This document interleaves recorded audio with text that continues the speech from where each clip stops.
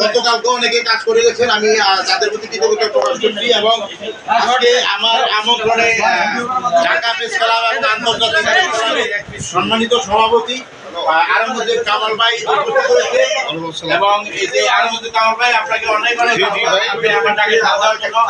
এবং প্রেস ক্লাবের সাধারণ সম্পাদক, জনজাগরণ পত্রিকার প্রকাশক সম্পাদক অনেকে এখানে এসেছেন, স্বেচ্ছাসেবক দলের নেতা অনেকে এসেছেন। এবং আমার এখানে দল মত নির্বিশেষে এবং বিভিন্ন সংগঠনের অঙ্গসংগঠনের নেতৃবৃন্দ যারা আছে, যারা মিরপুরে বসবাস করেন, অনেকেই আসছেন। আর বাকি যারা এখনো আসেন নাই, আশা করি আপনারা ওরাও আসবেন ইনশাল্লাহ। সকলের জন্য অনেক অনেক শুভকামনা রইল। জানি না কতটুকু করতে পারি, তবে চেষ্টা করব সকলের মন জয় করার জন্য।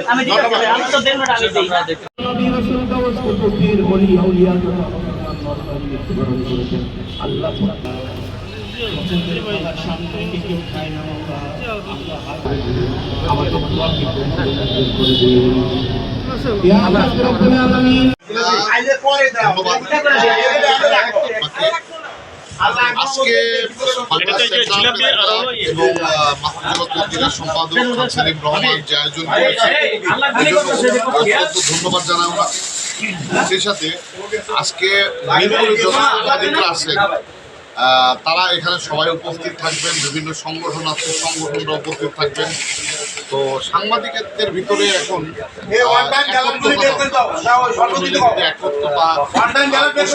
সব ক্ষেত্রে দেখবেন আমরা এগিয়ে যাব। আমার সাথে আমার প্রেস ক্লাবের সভাপতিও আছে। তো আমরা চাই আগামী দিনে যে বাংলাদেশ হবে, সেই বাংলাদেশে সাংবাদিকদের ভূমিকা থাকবে অত্যন্ত গুরুত্বপূর্ণ। আর আজকে খান সেলিম রহমানকে অনেক অনেক ধন্যবাদ। আমরা কথা বলবো মিরপুর প্রেস ক্লাবের সভাপতির সাথে। ভাই, একটু জানতে চাচ্ছি, 10ম রমজান আজকে সাংবাদিকের সাথে যে একটা মিলন মেলাও বলা যায় চললে, কেমন লাগছে? খুবই ভালো আয়োজন, আমি দেখে খুবই খুশি হয়েছি। আসলে খান সেলিম ভাই সম্পর্কে বলতে গেলে অনেক কিছু প্রয়োজন। খান সেলিম ভাই কিন্তু নিজে একটা খান সেলিম ভাই নিজের প্রচেষ্টায় এই সাংবাদিকদের নিয়ে ঐক্যবদ্ধভাবে পথ চলছে। এর জন্য আমাদের খান সেলিম ভাইকে অনেক অনেক ধন্যবাদ। পাশাপাশি এই ইফতারিতে আয়োজন করার জন্য আবারও ধন্যবাদ জানাচ্ছি। এবং মাতৃজগৎ পত্রিকার সকল সাংবাদিক এবং এখানে উপস্থিত সকল সাংবাদিকদের আন্তরিকভাবে অভিনন্দন জানাচ্ছি। ধন্যবাদ। দর্শক, আমরা কথা বলবো ঢাকা প্রেস ক্লাবের সভাপতির সাথে। ভাই, কেমন আছেন? এবং একটু জানতে চাচ্ছি, এই যে সাংবাদিকদের একটি মিলন মেলা, এই মিলন মেলার মাধ্যমে ইফতার অনুষ্ঠিত হতে যাচ্ছে, এখান থেকে সাংবাদিকদের বন্ধনে কি মেসেজ থাকবে?